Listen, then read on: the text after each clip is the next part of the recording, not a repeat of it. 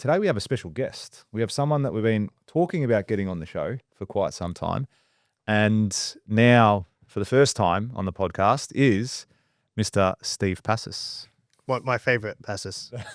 Sorry, Nicole. I apologize. You might have some issues with Nicole on that front. Okay. Welcome. Thanks. Thank you, boy. This is a long, very long coming episode. Yeah, we've spoken We've about spoken you about this a few times. Well, yeah. you are our biggest fan on YouTube. Yeah. No, I actually watched the show. I actually enjoy the show. My only criticism is, and I have told you before, that sometimes it takes an hour and a half. And for me to watch for an hour and a half might be a little bit, that's my time spent, but a few people say that, bit. but the funny thing is so many people listen to it. And even when we actually talk, it doesn't feel like an hour when we're having conversations with people, especially when the conversation's a good one and it goes deeper. I think it's better then as well. I agree with that. I'll get you to just pull the mic close to you as well, just to make sure that No problem. picks up. Yeah. Can All right, give us all the dirt, everything about George. everything about George. Well, he was...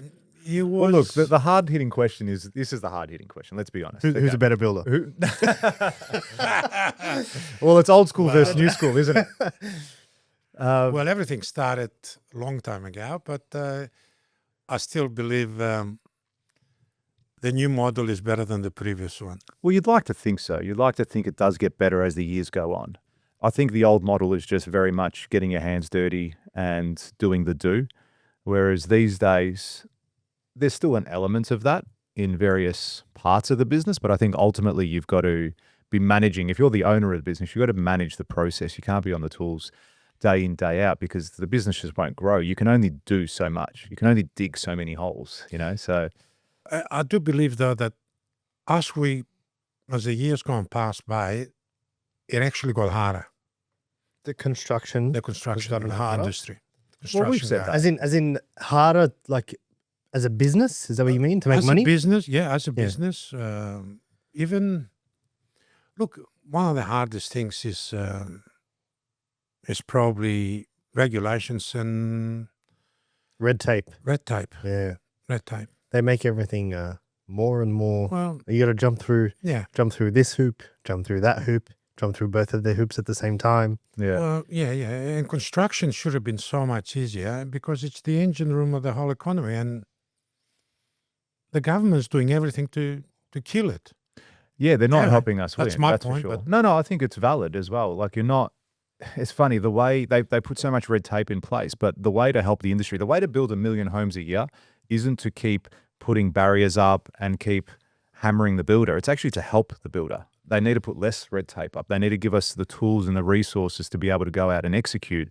Whereas at the moment, I feel that there's just way too much, I don't want to use the word responsibility, but there's way too much onus on the builder to do so many things that when that one thing doesn't happen, everything falls apart, and then it's always the builder's fault. So not to cry poor, but I think there's an element of the industry needing to shift a little bit to say, well, how do we help these guys build and deliver homes? Because we need to build 1 million of them a year.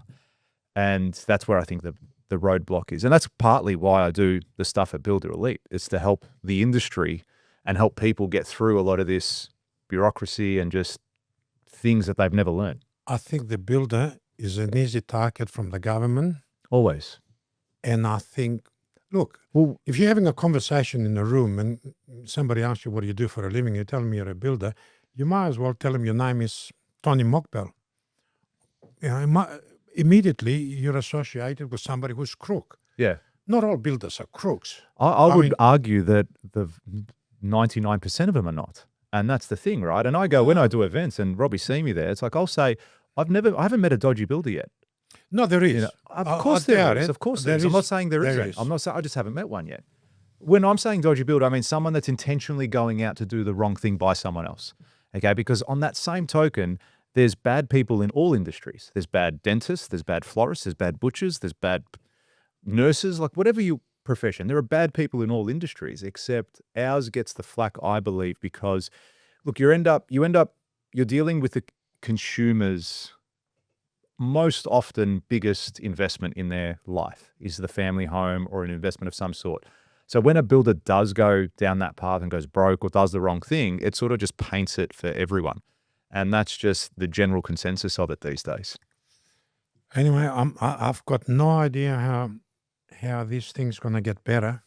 I got no idea. I'm just Well, you kind of an stepped. You're observer pretty now. much, you've stepped out of the Yeah, I'm industry now. You're stepped pretty out much of it, but retired this year. well, Somewhat. We half call you last up year. as we have a nickname for Steve. I call him Steve, but when during work times you're called Steve. But we have a nickname for him, Hurricane, because he'll come in, just cause a massive mess, yell at everyone, scream at everyone, and then leave. And then we've got to pick all the pieces Well, up. I'm yesterday's man.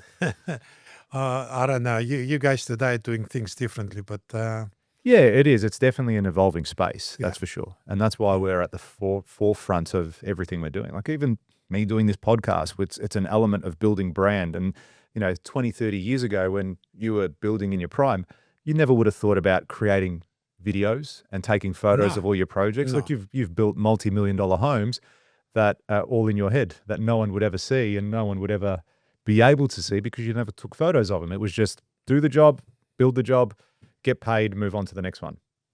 simple. Yeah. Nice and simple. What a life. Different life now. Yeah. Very different life. Yeah. What's been the biggest? How long have you been a builder for? How long were you a builder? Oh, 25, 30 years now. 25, 30 years. 25, 30. What was, I guess, and you would have seen some significant changes, but what were some of the biggest changes you saw in the industry where you're like, you know what, in the 90s it was like this, and now it's all Well, red tape. industrial relations, I will say. That doesn't affect us too much in the No, residential not as much, space. but nevertheless, look, you're building for example, you're building a house now. You've got to allow $20,000, $30,000 for traffic management. Well, guess what? We never had this. I never had that. Oh, is that a new thing? Oh, well, like in as the in 90s, as in- 90s didn't exist. you just picked up a lollipop and just went on the Yeah, road I'll and grab stopped my the traffic. lollipop. I'll get out on the street. Just Oh, really? common sense. Yeah, common sense. You hold the lollipop. It basically says stop. You got to stop. I mean, now you got to hold BH. What do you call it? You know, a traffic management plan. Yeah, you got to have license, traffic.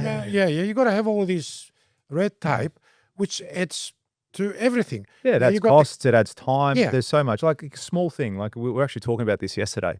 We were applying for a crossover permit on one of our projects. One of my team members were. And I was like, oh, it should be a simple process with this council. I've done it. I did it a while ago. And it used to literally be you submit the form, 48 hours, you have a crossover permit, you build your crossover. Now it's like submit the form, get your traffic management plan, give your insurances, give the contractor, all this stuff, 101 things that you have to fill out. And it's like, we'll get back to you in 20 business days with approval to build it. And then you've got to schedule an inspection, which is like 14 business days. So you can't actually build something so simple on council assets, like But, council property. Exactly. and it even takes the you 2 councils, months just even to try and coordinate even the something like councils that. were actually 20 years ago, 30 years ago, were friendlier to the builder, to whoever was building. Now, as soon as you put an application to the council that you're building on this address, they're going to make sure they're going to come 2 or 3 times there and fine you for at least $3,000 to $5,000 a year. So you got to, I mean, how much money can the customer, because the builder's got to pass the buck on to somebody. The actual government are helping the cost of the actual industry, and instead of making it affordable, they just make it harder, because at the end of the day, it's the man at the bottom that has to pay. I mean, the builder's just got to add it up to his expenses. Yeah, it's But middleman. often, right, and this is where a lot of builders will fail, but it also hurts the industry too. A lot of these guys won't allow for all these things in their tender. And then here I come along knowing very well that I have to allow for 20 grand in traffic. I have to allow for this time and that time and that time. And a job that should take this long is longer. And a job that should cost this much now costs more. And when I put my price in, they're like, oh, well, you're $50,000, $100,000 more expensive. I'm like, yeah, but we've allowed everything we should. But this builder hasn't allowed traffic management, or he'll just wear it. Or he has allowed for it, and if he cops a fine and he's going to wear it, it's going to be on him. So there is an element of that as well that hurts the industry too. Because the reputable builder, the one that allows for all the things that they should allow for, they can often lose a job in those little things. Yeah. So that comes there too.